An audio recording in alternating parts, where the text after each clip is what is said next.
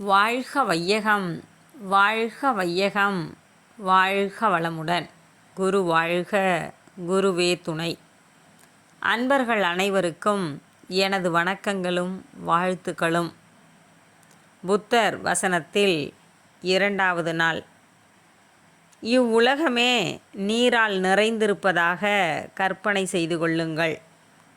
அப்பொழுது ஒருவன் தொலை உள்ள ஒரு நுகத்தடியை தண்ணீரில் போடுகிறான். காற்றடித்தால் அந்நுகத்தடி வடக்கு, தெற்கு, கிழக்கு, மேற்கு என்று எல்லா திசைகளிலும் அடித்து செல்லப்படுகிறது.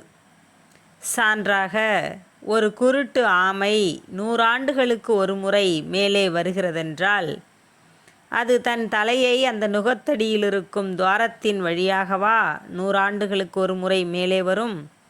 அது இயலாத காரியம் அண்ணலே. நன்று. அதை போலவே நீங்கள் மறுபடியும் மனிதராகவே பிறப்பீர்கள் என்பதும் இயலாத காரியம். அதை போலவே முழுமையான அறிவு பெற்ற ஒரு ததாகதர், ஒரு அறிஞர், ஒரு புத்தர் உலகத்தில் பிறப்பார் என்பதும் இயலாத காரியம். அதை போலவே ஓர் அறம், ஓர் ஒழுக்கம், ஒரு ததாகதரால் போதிக்கப்பட்ட கட்டுப்பாடு மிக்க அறம் மறுபடியும் போதிக்கப்படும் என்பதும் இயலாத காரியம். ஆனால் இப்பொழுது நீங்கள் மனிதராகவும் பிறந்திருக்கிறீர். ஒரு ததாகதர் பிறப்பெடுத்து ஒரு நல்லறத்தையும் போதித்திருக்கிறார். ஆகையால் நீங்கள் கடினமாக உழைத்து அந்த 4 பேருண்மைகளை அறிந்து கொள்ள முயலுங்கள். வாழ்க வளமுடன். மீண்டும் நாளை சந்திப்போம். அன்புடன் சீதா செந்தில்குமார்.